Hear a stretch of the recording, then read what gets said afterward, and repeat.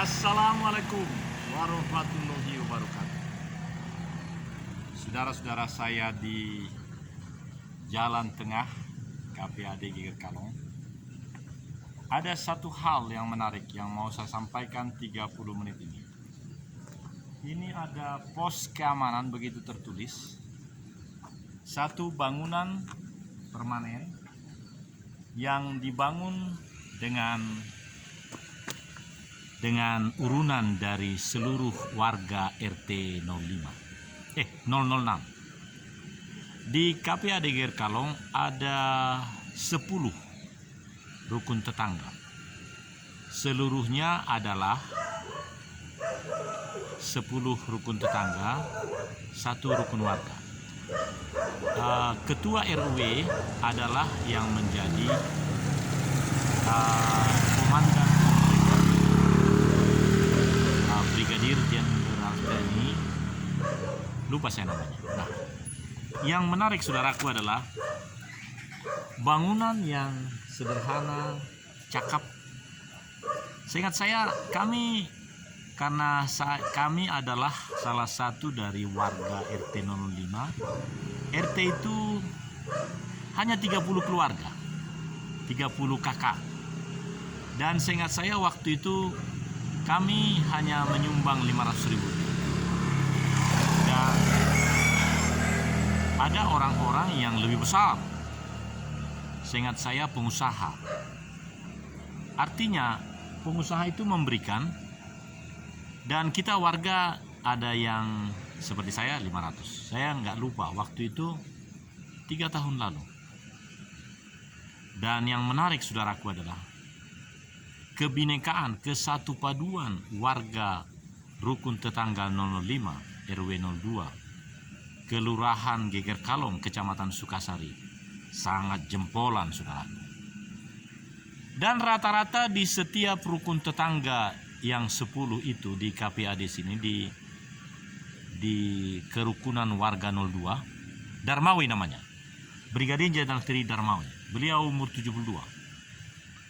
Bisa jadi di hari depan saya menjadi ketua RW di sini, RW 02.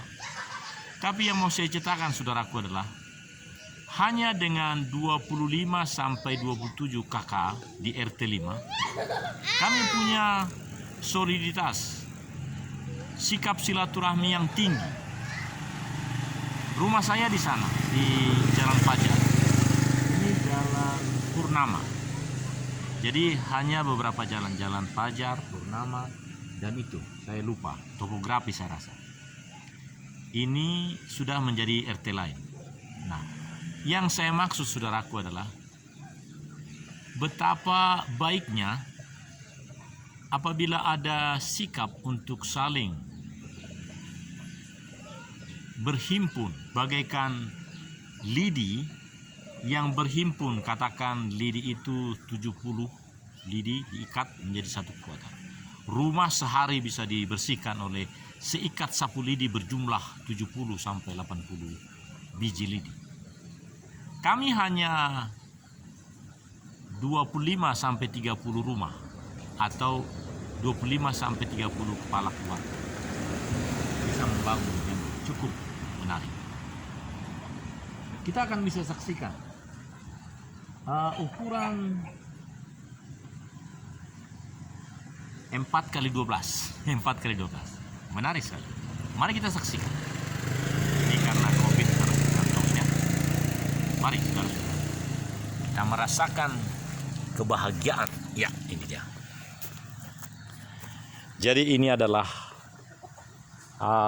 waktu dulu namanya ini adalah Gedung Pertemuan RT 5 waktu itu, tapi sekarang disebut pos keamanan. Dan sangat menarik. Saya rasa 4,5 kali 12. Dibangun sangat bagus di tanah, memang ini KPAD. Jadi ini Jalan Purnama. Jadi tempat ini sangat menarik. Dan ini menunjukkan persatuan, kesatuan, dan kebinekaan yang ada di sini. Ini jalan ke bawah ke arah luar. Dan ini jalan Kenangan. Kenangan RT 5 RW 2. Jadi masih sebagian yang menjadi RT 5. Ini ke arah atas. Ini ke arah atas. Karena memang tanah ini agak menurun, jadi agak tinggi di sana. Demikian juga tempat kita di Bank Tabungan Negara Talise kan ke arah pantai. Jadi agak mirip. Nah, ini satu pola bagaimana kita mempersiapkan diri supaya tempat yang lebih bagus. Ini Jalan Purnama. Rumah-rumah di sini RT 5 ya sekitar 30. Dan KPA di Gerkalong 10 rukun tetangga. Tiap rukun tetangga ada semacam ini. Menarik kan? Artinya rasa persaudaraan silaturahmi dari seluruh warga yang 30 kakak itu mampu mewujudkan sebuah tempat pertemuan yang seperti ini. Sehingga kalau ada pertemuan-pertemuan RT sangat bagus. Lingkungan ini juga menjadi sangat bagus. Anak-anak naik sepeda sehat. Jangan lupa pakai masker. Nah, jadi mereka sangat memberikan inspirasi ke masa depan. Dan saudara-saudara, kita sungguh merasa bahagia karena Tuhan memberikan hal-hal yang baik dalam diri kita, sehingga interaksi di dalam kehidupan masyarakat bisa lebih baik. Jalan ini makin tinggi, pemerintahan kota memberikan program membangun jalan ini, dan masyarakat bisa membuat semacam ikut ambil bagian untuk membuat jalur-jalur air yang baik. Sehingga jalan ini tidak dirusak, tidak digerus oleh air. Sangat jarang air di sini yang menggerus jalan. Air itu langsung ke got dan got itu jalan. Ini contohnya, ini ada alamat Jalan Fajar 256A Kapiadi, pintu samping Sukasari. Dan tumbuh-tumbuhan juga berbuah bagus, asri. Saya ingat di jalan-jalan di Talise, di PTN Talise, belum seperti ini. Tapi akan tiba waktunya seperti ini, dengan pola kehidupan masyarakat yang lebih baik. Ini perempatan Jalan Teladan. Jalan Teladan. Ini Jalan Teladan. Jadi setiap jalan itu, jalan panjang, jalan teladan, ujungnya jalan Fajar. Ini Jalan Fajar. Jadi Jalan Fajar hanya sekitar 700 meter. Kemudian Jalan Teladan 700 meter. Jadi memang layout daripada komplek ini luar biasa dipikirkan, dirancang oleh orang-orang terdahulu. Menurut saya ini suatu kemuliaan Tuhan yang luar biasa sehingga ini bisa terjadi. Nah, saya akan letakkan kamera ini di tempat yang aman sehingga saya bisa bebas untuk menyampaikan program 30 menit ini. Ya, di sini. Ya. Artinya saya bebas di sana dan baru 9 menit. Ya, 9 menit. Baik. Oke, this is ya. Jadi saya sekarang ada di perempatan Jalan Teladan, Jalan Fajar rumah saya. Ini semacam jalan tengah di KPAD Gerkalong. Sangat menawankan, bersih dan inspiratif. Bunga-bunga berkembang dengan baik. Di sana ada keluarga senior saya, orang Bali. Rumahnya juga bersih. Sudah meninggal bapak itu. Tinggal istrinya. Istrinya juga sudah meninggal. Anak-anak, istrinya masih ada. Anaknya 2 perempuan. Saudara-saudara, dapatkah kita membangun keasrian di komplek Bank Tabungan Negara maksud saya tempat ini menjadi inspirasi bagi komplek Bank Tabungan Negara Talise. Begitu masuk dari luar, bukankah langsung ada Al-Haijan, masjid yang bagus. Jadi sudah terwujud suatu citra rasa agamis di komplek kita ini. Maksud saya di sana. Untuk itu ada pikiran-pikiran yang sangat baik. Apalagi ketua RT kita adalah beliau Kepala Dinas Dukcapil Kependudukan Catatan Sipil dari salah satu kabupaten. Jadi aura dan harisma beliau sangat menjadi suri tauladan. Pak Saleh, seperti namanya, akan membawa kesalehan kepada kita semua. Ya, memang saya Kristen, Nasrani, tapi di dalam toleransi. Apalagi saya sebagai bidan daripada yang membidani lahirnya Indonesia Damai di Sulawesi Tengah. Ketika kemarin tanggal 28 Oktober di Hari Sumpah Pemuda, kami melaksanakan deklarasi di God Life, di gedung God Life di Kelapa Gading. Dikatakan bahwa Indonesia damai berarti kita memberikan yang terbaik di dalam pelayanan perpolitikan untuk membangun bangsa ini. Itu kata Mas Apri. Mas Apri atau lengkap namanya Insinyur Apri Hananto Sukanda. Beliau ketua umum kami. Beliau katakan bahwa Tuhan akan memberikan segala sesuatu yang dibutuhkan untuk mewujudkan Indonesia damai di Indonesia. Lalu bagaimana kita di komplek Bank Tabungan Negara Talise ini? Seingat saya namanya Taman Mutiara ya. Taman Mutiara Talise atau nanti kita wujudkan. Karena mulai 10 November kami ada di tempat itu. Karena kami sudah beli atas kemurahan Tuhan. Kami sudah beli dari Pak Kamindang. Pak Kamindang adalah ayah dari Irwansah, pengusaha di bidang mesin celup air, pegawai negeri, tetapi dia sudah punya usaha. Saya senang, saya berkenalan dengan beliau, dan oleh karena beliaulah, maka rumah itu menjadi rumah rakyat. Karena memang doa daripada Kamindang Senior sebagai anggota dewan, sebagai wakil rakyat, untuk menjadikan aset itu, rumah itu menjadi rumah rakyat.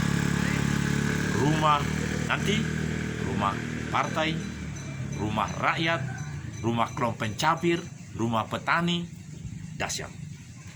Karena dengan ukuran rumah itu lebih luas dari sini. Di sini hanya 10.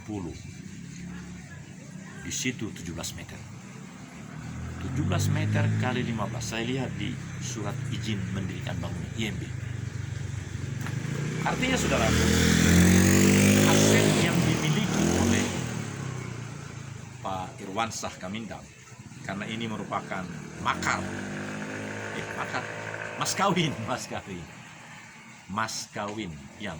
kawin dari keluarga Kamindang untuk perkawinan Irwansah. Jadi sudah cukup lama kan? Karena seingat saya Rizky, anak satu-satunya Pak Irwansah, itu sudah umur 11 tahun. Jadi katakan 12 tahun yang lalu, rumah blok A1 nomor 25 telah diberikan oleh keluarga besar Kamindang untuk keluarga muda ini. Jadi ini sebenarnya adalah rumah Rizky.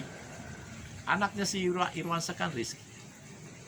Cucunya Pak Kamindang yang sekarang di Luwuk adalah si Rizky. Cuma saya nggak tahu apakah cucu yang pertama atau yang keberapa.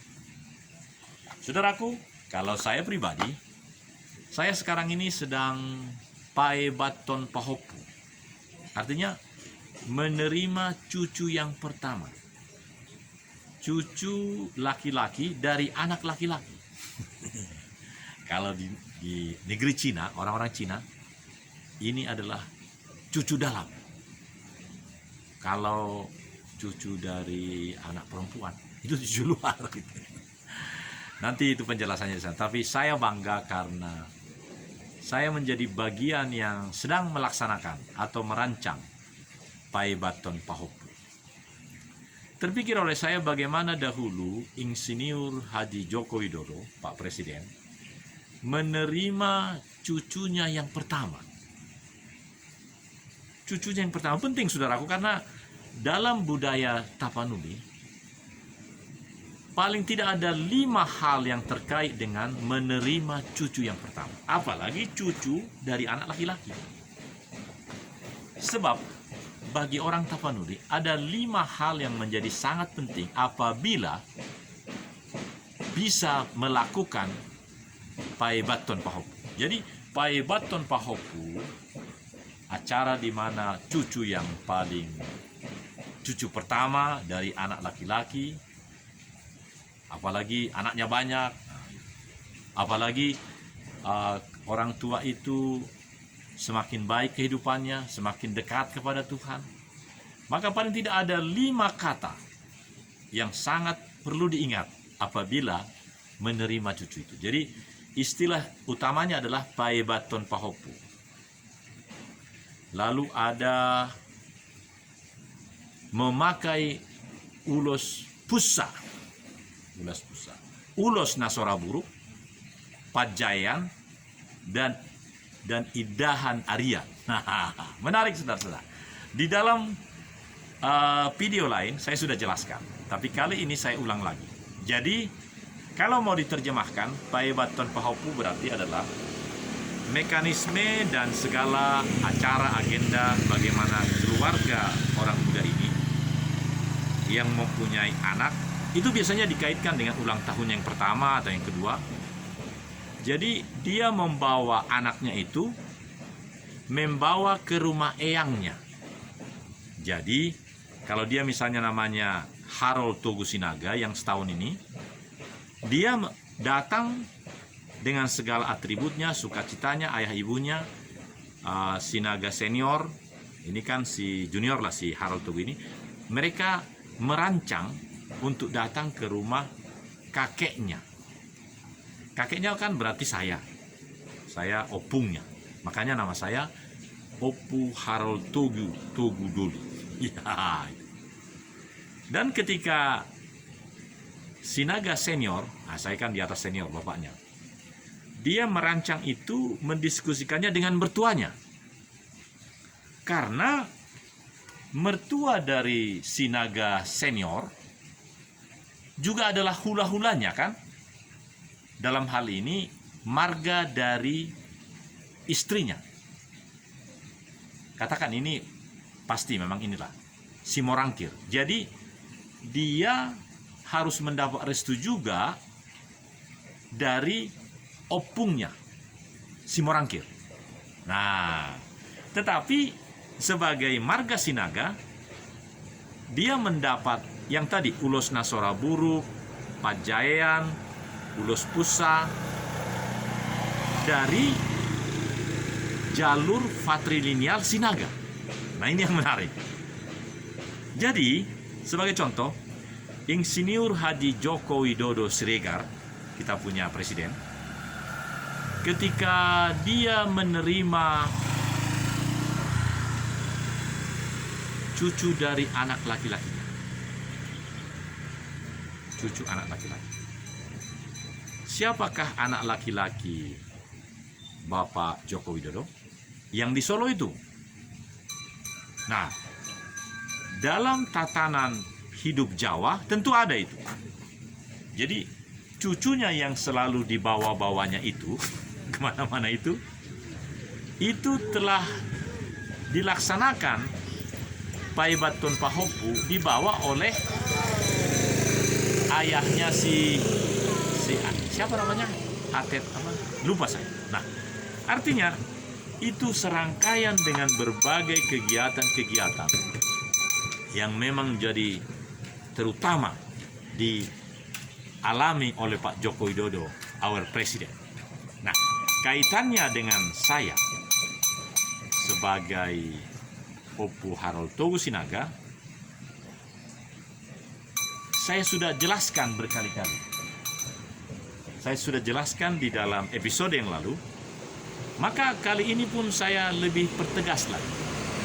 Dan ini jilid 2. Nah, nanti ada lagi jilid 3. Hari ini, November 5, 2020. Karena dalam rangka menggunakan 15 GB, masih ada sampai dengan 23.59 malam ini. Kalau lihat malam ini kan nggak berguna lagi. Karena itu saudara-saudara, saya lihat dulu sudah berapa menit.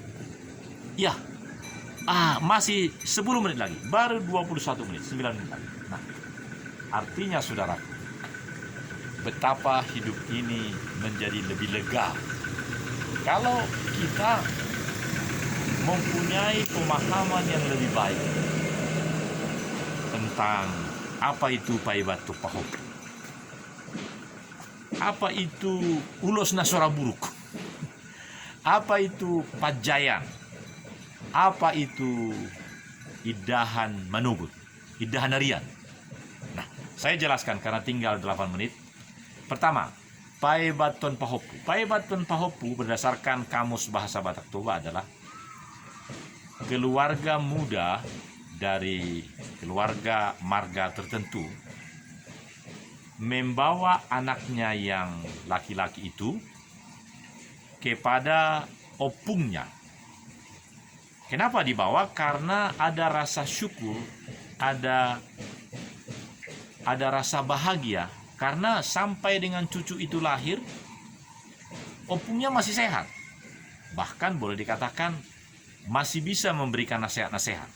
Jadi, Paibaton Pahopu adalah terjemahan langsungnya, kata dasarnya ebat. Ebat itu mampir atau dibawa. Gitu. Bahasa Batak ada kata dasarnya, Paibaton. Jadi ada awalan, pa, on maksudnya jadi kata benda, Paibaton. Jadi, membawa cucu kepada opunya, kakeknya, eyangnya, yang kakung, yang putri, apalagi kalau yang kakung, yang putri masih ada. Jadi itu menjadi suatu kebanggaan. Dan oleh karena proses itu, maka yang kakung, yang putri tadi, opung boru, opung doli tadi, berhak pula memakai ulos pusa. Nah, menarik. Ulos pusa adalah jenis ulos yang dianggap layak dipakai orang yang mulia, yang telah mempunyai anak dari anak, dan kalau boleh juga anak dari anak perempuan, dan hidupnya boleh dikatakan menjadi hal yang baik dilihat oleh masyarakat. Tapi ada juga seperti baru-baru ini 3 bulan yang lalu ada Reinhard Sinaga. Kebetulan saya Sinaga. Reinhard Sinaga adalah berusia 36 tahun, dia sekarang program doktor di Inggris. Justru berita yang kurang bagus.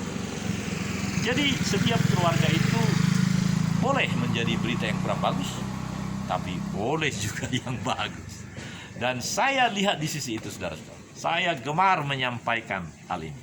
Jadi sudah 2 tadi, Paibato Pahopu, Ulos Pusa.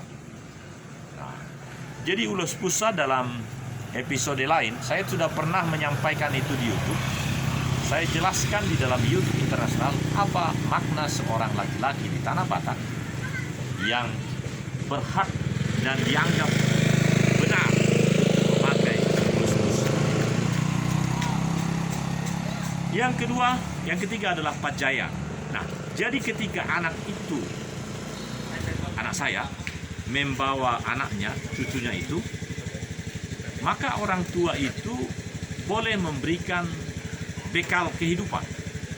Apakah itu kalau dia petani, sebidang tanah, atau kalau dia mempunyai perusahaan sibual buali, ada 10 misalnya, dia kasih 1 bus sibual buali itu kepada anaknya itu, supaya itu menjadi nafkah hidupnya. Dia mulai mengatur untuk menjadikan itu, dia mulai mengerjakan supaya berjalan.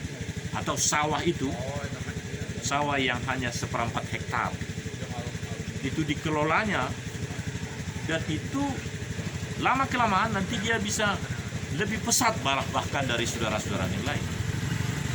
Jadi itu maksudnya, makanya ada pancaya.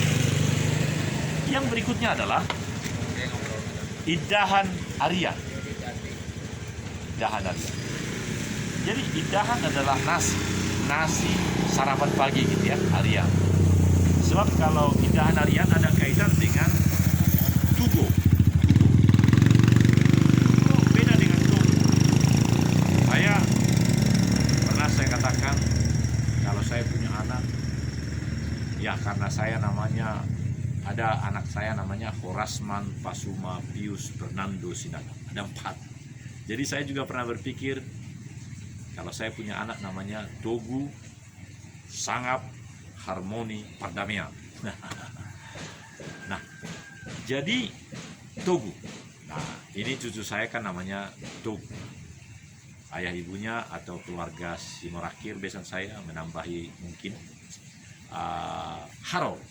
Jadi Harold Togu. Bahkan ucapannya juga bukan Harold, Harold Togu. Nah, jadi tadi kok sampai ke sini ya.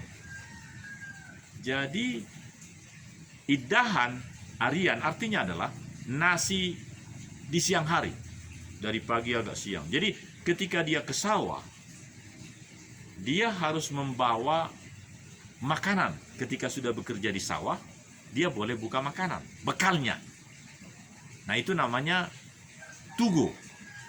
Kalau togu itu kan teguh, ini tugu. Jadi ada restoran tapanuli di Sarijadi, namanya Partugoan. Artinya tempat makan. Nah, atau tempat makan pagi, makan siang gitu. Jadi saudara-saudara, kalau disebut dengan idahan harian, mau juga orang tua itu memberikan karena hatinya senang melihat anaknya yang sudah punya cucu itu, apalagi sudah laki-laki, apalagi panggoaran. Artinya orang tua itu sekarang namanya adalah, tadinya namaku adalah Amani Basaria, karena anakku yang paling besar perempuan, meskipun belum menikah, namanya Basaria. Lengkapnya Dokter Gigi Basaria Valentin Rosadiati Perdini, spesialis prodonsia. Itu anak harus dikasih nama yang lengkap. Semoga tahun ini dia, tahun ini sudah mau habis ya, tapi tidak apa-apa. Tahun ini dia menikah, umurnya sudah 34. Nah, saudara-saudara, jadi yang disebut dengan idahan harian tadi adalah, idahan harian adalah, tadi sudah dikasih sebidang sawah atau sebuah mobil atau apa. Jadi idahan harian adalah boleh juga diberikan yang lain lagi, yang kira-kira sedikit lebih rendah. Nah, tapi yang disebut dengan ulos nasora sudah keren. Ulos adalah ulos ragi hotang, ulos paropa, ulos macam-macam. Ulos nasora buruk adalah, terjemahan langsung adalah ulos yang tidak pernah menjadi buruk. Jadi yang dimaksud dengan ulos nasora buruk adalah sesuatu yang diberikan oleh orang tua itu dijanjikan kepada anaknya yang sangat terkenal setiap saat. Itulah filosofi dari orang-orang Batak. Nah, saudara-saudara, apakah ulos nasora buruk itu? Mari kita tunggu jilid ketiga. Assalamualaikum. Shalom.